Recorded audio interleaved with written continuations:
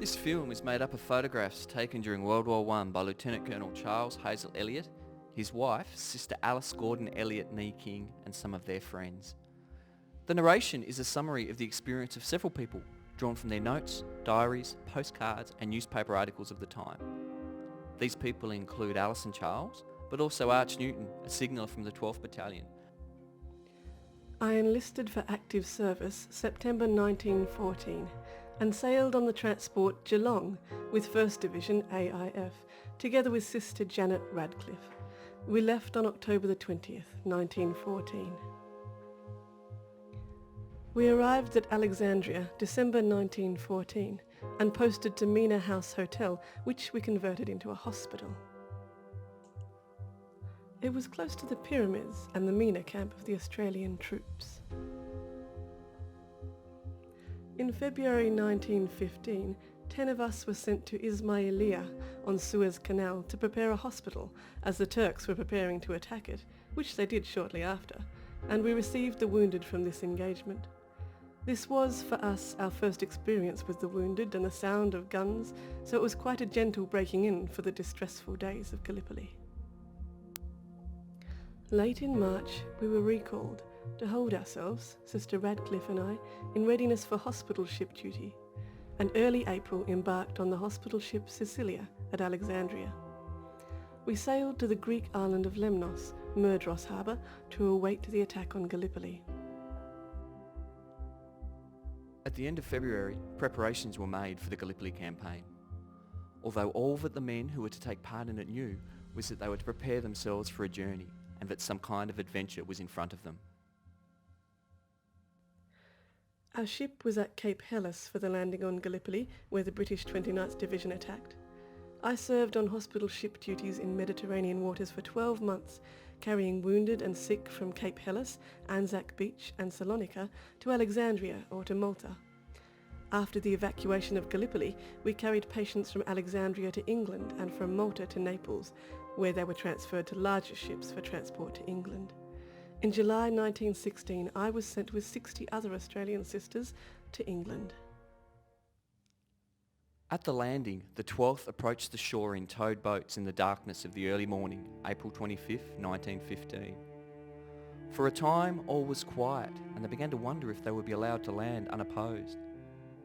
Then a rifle shot was heard, and soon a fusillade broke out along the cliffs overlooking the landing place at Anzac Cove. Arch Newton, a signaller with the 12th Battalion, was there at the landing. He wrote in his diary, "Machine gun and rifle bullets whipped everywhere. 2 managed to penetrate our boat but did no injury. Several in other boats were wounded and killed. A midshipman who was directing operations and wishing us good luck was killed before he finished the sentence. Now with all our might we were pulling ashore, the tow having let go. I will never forget the sensation. One could see spurts of fire in the darkness and see the bullets enter the water a few feet away from the boat. With a final sprint, we pulled well up onto the beach.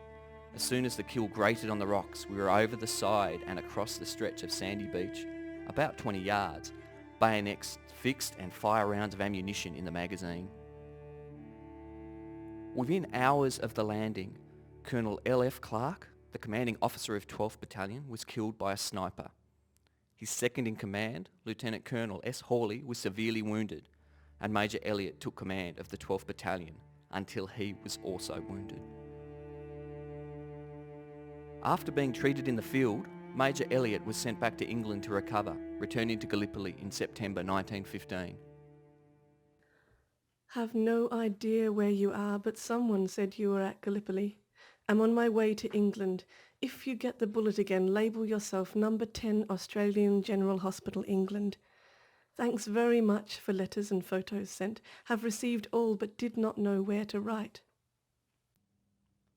On the 18th of February 1916, the Examiner published a soldier's point of view of the evacuation of Gallipoli. On the 9th of December, we had orders for the general artillery bombardment would take place at 11:15 a.m, and all ranks not directly concerned were warned to take cover. By Jove, it was a bombardment too. 4 battleships, 2 monitors and 2 destroyers stood out to sea.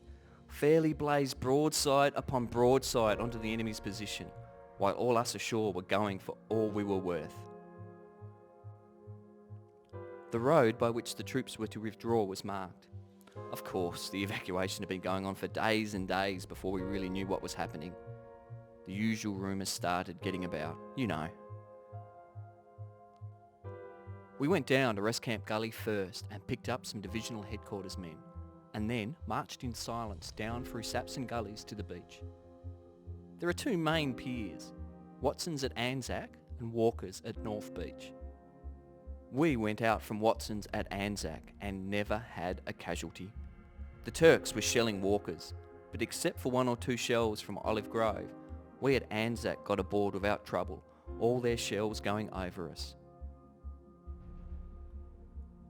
Next day, the men whom we had left behind came aboard and told us everything regarding the evacuation went on beautifully, and bar one man missing, our casualties were nil, so you can imagine how pleased we were. The Turks didn't appear to have any idea we were gone, and I believe scarcely a shot was fired during the final withdrawal. Major Elliott was promoted to Lieutenant Colonel, and after Gallipoli left Egypt on the 29th of March 1916 for the Western Front. After some time in England and France, Sister Alice King's next posting was to the No. 1 Australian Casualty Clearing Station in Belgium. Their story will be continued.